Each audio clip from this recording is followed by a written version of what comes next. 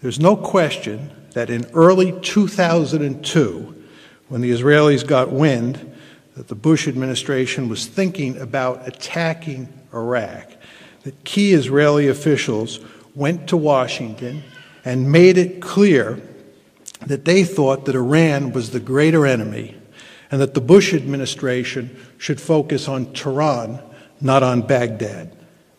It is important to emphasize, however, that Israel was not opposed to the U.S. toppling regimes in Iraq or Syria, two countries that Jerusalem considers mortal enemies. Israel simply wanted the United States to deal with Iran first.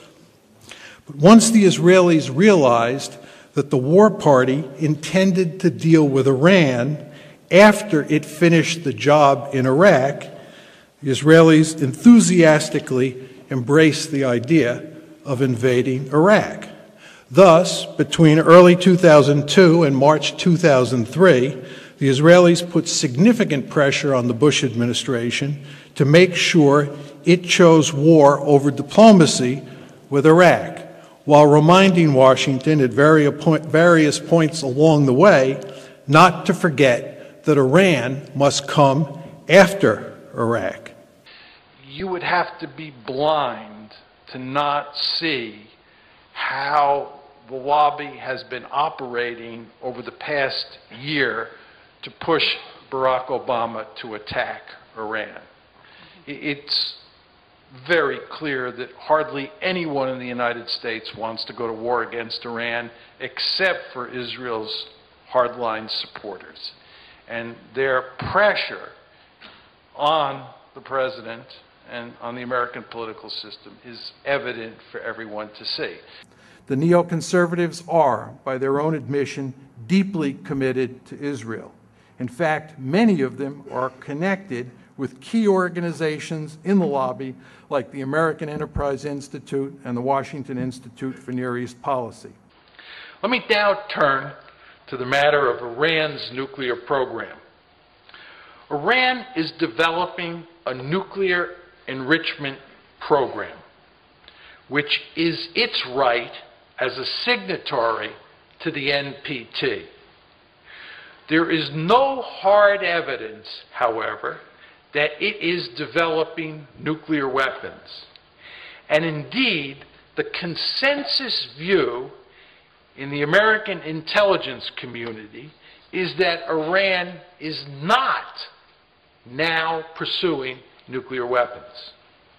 Nevertheless, the Israeli government and the lobby have done an excellent job of creating the impression in the United States and in the West more generally that Iran is developing nuclear weapons. Moreover, they have worked assiduously over the past 2 years to make the case that the only way to deal with the problem is with military force. And the sooner Iran's nuclear facilities are bombed, the better. In particular, Prime Minister Netanyahu has made it clear that he is prepared to turn the Israeli Air Force loose to strike Iran if the Obama administration would simply give him a green light. However, it's also clear that he would much rather have the more capable American military do the job for Israel. Consequently, President Obama has been under enormous pressure from Netanyahu and his friends in America to tell Tehran that if it does not shut down its nuclear enrichment capability immediately, the United States will use force to eliminate it. The Obama administration has no interest whatsoever in starting another war in the Middle East, or anywhere else for that matter. Indeed, save for Israel's hardline American supporters, there is hardly any interest in the United States in starting a war against Iran. This is especially true in the Pentagon, where the wear and tear of the wars in Afghanistan and Iraq over the past 11 years have taken a heavy toll.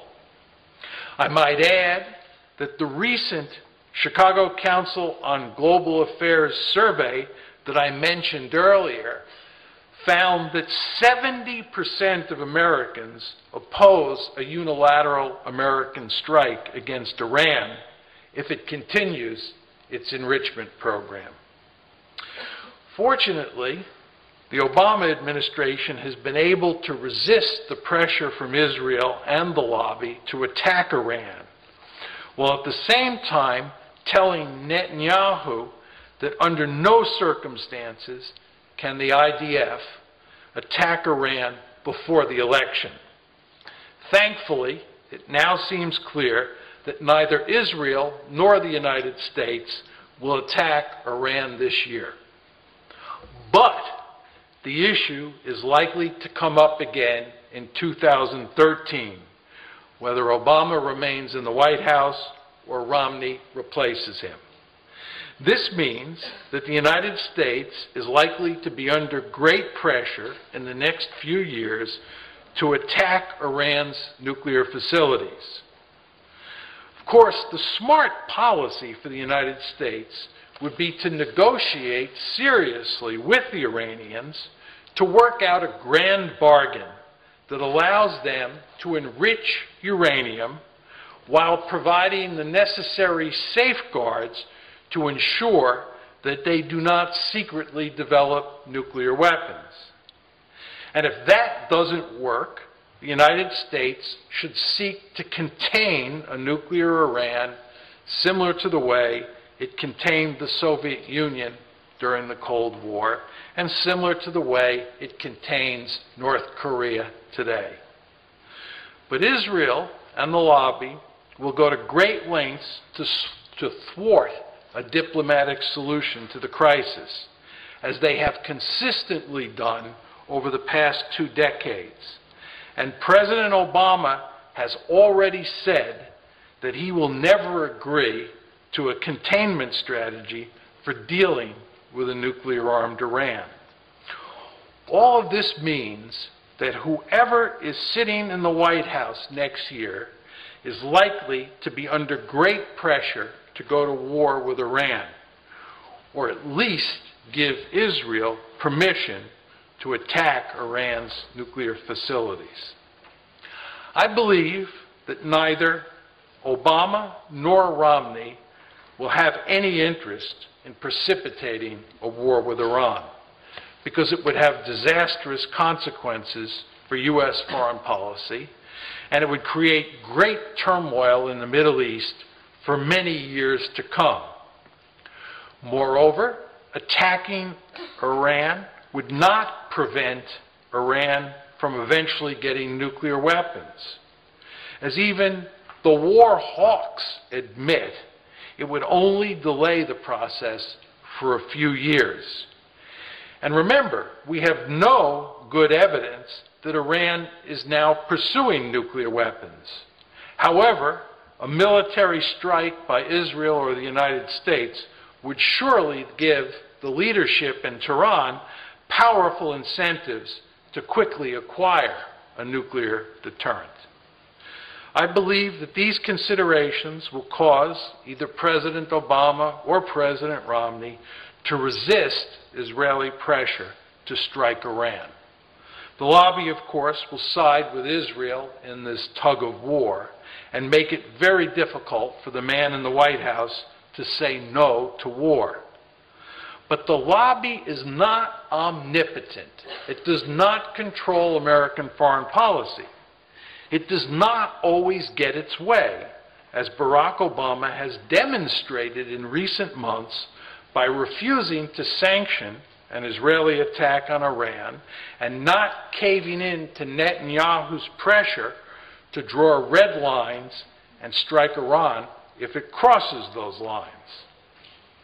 But even if neither Israel nor the United States attack Iran after the election, relations between Tehran and Washington are likely to be awful, and there will always be the possibility that a crisis will break out and lead to war. And of course, one cannot completely rule out the possibility that the president, be it Obama or Romney, will cave into pressure from Israel and the lobby and attack Iran.